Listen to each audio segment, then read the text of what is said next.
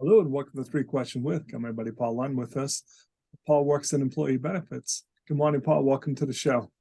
Hey, Kev, thanks for having me. So let's start a little, give us our audience a little overview of what you do. So I work at a company called Deland Gibson. We have offices in Wellesley, Franklin, and Dennis, and I'm the director of employee benefits. So what that means, what I do is I work with companies of all shapes and sizes, set up their employee benefit programs, everything from medical, dental, disability, vision, voluntary benefits, all the way down to pet insurance. It's amazing. I heard about pet insurance a few years ago, and honestly, I dismissed it. I'm like, and then I see some of the vet bills my friends get, God forbid their pet gets sick. And I'm like, okay, and pet insurance, last I saw, was pretty affordable. Yeah, So it's very cheap, and I have a $4,000 cat. I always tell people because something happened to the cat on my daughter's birthday, cost me $4,000. You know what I did the next day? I got insurance on the other cat. Something you don't think about, but people are very attached to their pets. Oh, absolutely, and stuff. So Paul, I was talking to you a little bit before we started, and as you know, I'm a professor. 3 years ago, I asked my students, "What's important to you?" Money, hands down. There was no conversation about benefits. I asked that this semester, and it's like, Kev, we want to work in a company that has good benefits. And I smiled. I'm like, good to see you understand that. But all kidding aside, Paul, you really can't compete unless you have a comprehensive benefits package, right? No, you can't. And we talk to so many employers now that for years didn't offer any benefits, and now they're putting it in place just because there's such a war on talent. So they're looking at things like medical coverage, dental coverage, a life insurance benefit, disability. What happens if that young person that you're talking about goes to work and something that happens to them and they can't work for the next 30 years? All the way down, college tuition programs, all those different types of things you can put into your employee benefit program, and it's going to help you with attracting and retaining, key talent. I think that's where it's important to speak to someone like you, because a lot of times people don't even know about something like college help. They've never heard of those types of benefits. And again, you have to look at your audience, because every type of benefit appeals to different people.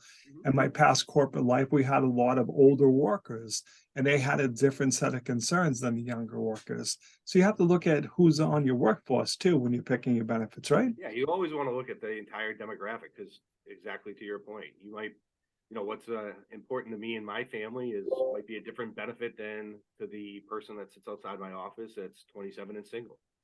But they're, the employee benefits are just as important for that person as it is for me. So you want to understand the entire demographic and put something in place that really fits the needs of everybody. And that's true whether it's a medical plan, right? Because me and my family probably go a little bit more than the person outside the door, to, disability coverage, to buying an accident policy because I got 3 kids who play soccer, where the 27-year-old person may not need that.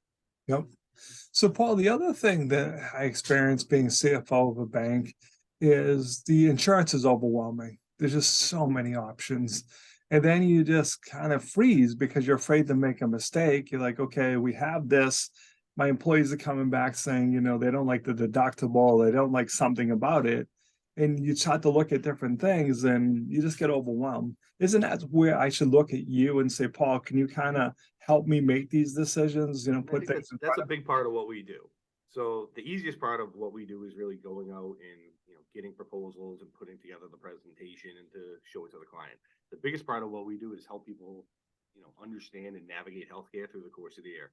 A lot of employer groups do their quote unquote open enrollment. They talk about the benefit programs and everyone goes off on their way. You really got to educate the population through the course of the year, because it's going to help them be educated consumers. You think about everything that people do, right? If we go buy a car, we know how to, research the car and all this other stuff. If you tell someone to go for an MRI, they really don't know the difference between a freestanding facility and a hospital setting, but you want to help, educate them on the options that are available to them. And not a lot of people know how to do it.